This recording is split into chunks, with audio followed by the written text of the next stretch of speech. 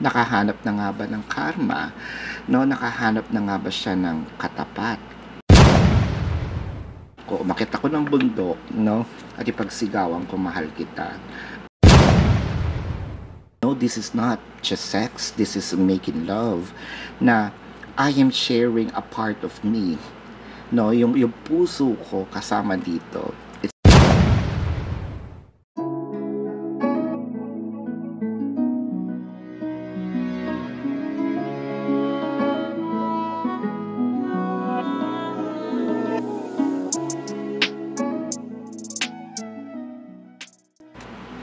Hello air signs! Welcome po sa inyong reading. This is for Gemini, Libra, and Aquarius, Sun, Moon, Venus rising. And ito po ay para sa April 17 to 18. Done na tayo sa 15-16. Ayan. So para po sa mga bumabalik po at nanonood ng video, maraming salamat po. That means a lot to me.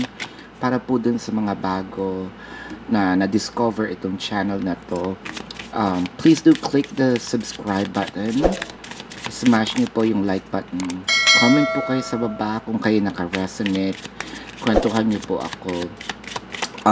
Kung gusto niyo pong sumali sa aming live sessions, sa kabilang channel po yun, Babaylan TV.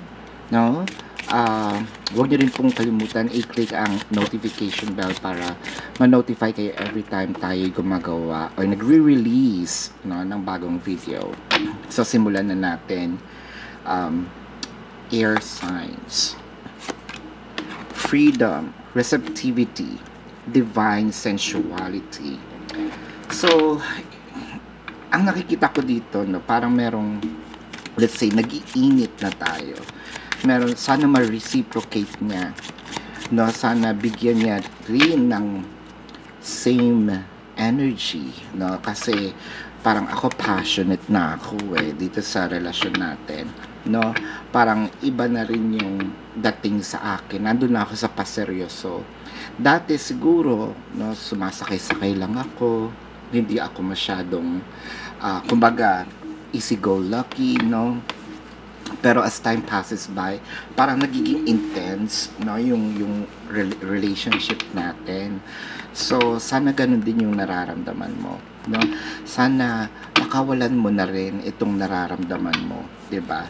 Sana dumating yung time na nasa same level tayo ng hindi lang emotion, no, pati perception sa buhay, no, pati mga pangarap sa buhay, no. So ang kumbaga yung high expectations nandito, ba't ako nauutal, no? Tingnan natin with the Empress, the Page of Swords, the Nine of Wands. So pwedeng ikaw itong binabasahan ko, pwedeng ito yung, you know, yung taong mahal mo. So you can switch the energies, it doesn't matter. Ang binabasa ko kasi dito yung dynamics, no. So nag-i-start na nga, no, parang sobrang nahuhulog na ako sa iyo. Ayan, nandun na ako sa part na willing akong ibigay. It may sound cliche for a few numbers of you, no, pero parang dati kasi hindi ako naniniwala dun sa mga ibibigay ko sa iyo, ang buwan, ang bituin, ang araw, ganyan, lahat na sinabi, no, nebula, what have you, meteor, ganyan. So it may sound impossible. Yes, that's true. Sino ba naman makakahawak ng mga celestials, you know, na mga bagay-bagay? Pero that is metaphor, di ba? Kumbaga, kung gusto mo, gagawa ako ng paraan. Imposible man, no? Pero makikita mo yung efforts ko na hindi ko man maabot close, no, doon sa pag yun, kung kumbaga ibibigay ko talaga lahat yun, buong puso at kaluluwa. Ayan na tayo, no? Napaka-poetic naman ito with the 8 of Cups, the 10 of Wands, and the 6 of Pentacles. Who? Meron ng isa dito na wag mo akong iwan, ha. Yung, wow, pillow talk ang nakikita ko. So let's say Kasi passionate nga ito, no? Itong relasyon na ito. Pwedeng after making love, no? Kasi hindi ko pwedeng tawagin sex lang yon. Kasi kapag sinabi mo, it's just a sex, parang yung iba kasi, 'di ba, normal na yan with our society, no? Kaya kakilala kay hindi. Now, no, this is not just sex, this is making love, na I am sharing a part of me, no? Yung puso ko kasama dito. It's not about libog. It's, well, part yon ng relationship, pero it goes along with emotion, no? Tapos after ng making love, uy, huwag mo akong iwan, no? Siguro yung iba first time, no, na ginawa ito. Yung iba naman first time kong naramdaman ito, no? Kaya please, wag tayong maghiwalay, no? With the Nine of Cups, the Knight of Swords, the Four of Swords. Ang bilis ng mga pangyayari, no? Ang bilis, parang ni sa hinagap. Siguro, pwedeng ikaw yung choosy, pwedeng siya yung choosy, no? Pero may isa ditong choosy na, naku, hindi ako well, judgmental sa iba siguro. Hindi mangyayari sa akin yan, pero tingnan natin, no? Look who's in here now, na in love agad-agad, no? Parang, nako, napaka-imposible ng mga, let's say, sinasabi natin, ibibigay ko lahat, pero tignan mo, 'di ba? So, yun lang ang mahirap, you know? Huwag tayo magsasalita ng tapos, 'di ba? With the Page of Wands, with the Seven of Wands, Eight of Wands, and the Ten of Pentacles. So, hindi lang ito verbal, yung pagiging open, hindi lang ito basta sinabi. Kasi Ten of Pentacles, mag-i-invest talaga ako. Anong gusto mo? Mag-climb ako, no? Umakyat ako sa building na yan, at ipagsigawan ko. Umakyat ako ng bundok, no? At ipagsigawan ko, mahal kita. Wow, sagada, no? Pero yung sa'yo, iba yung ginawa dun ni Miss Angelica, di ba? Parang gusto niyang palayain, no? Yung sa'yo hindi. Ipagsisigawan ko, mahal kita, no? With the Judgment, the Knight of Wands, and the Seven of Cups, no?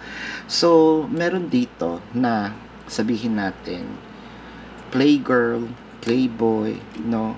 Parang mapaglaro. So, nakahanap na nga ba ng karma, no? Nakahanap na nga ba siya ng katapat? Dahil ang nakikita ko, kung dating hindi siya paseryoso, hindi siya seryoso sa mga relasyon, tignan mo naman, hindi na kailangan sabihin yan, di ba? Kitang-kita mo naman. Talagang devoted itong taong ito ngayon sa karelasyon niya. Ito nga ba ang karma? Well, kung magandang karma naman to, bakit hindi, di ba? Kasi, ang nakikita ko dito, ito na yung taong, kung siya man nga yung playboy or playgirl, no? Bagong bago siya. Ngayon naman, kung ikaw yung nasa kabilang side, mahal ba ako nito? Totoo ba siya sa akin? If this is not true love, I don't know what is. No? So this is your reading, air signs. Tignan natin ang zodiac signs ng karelasyon mo. Pwedeng ito yung sun sign nila or meron silang ganitong placement. Well, of course, I am seeing here water placements.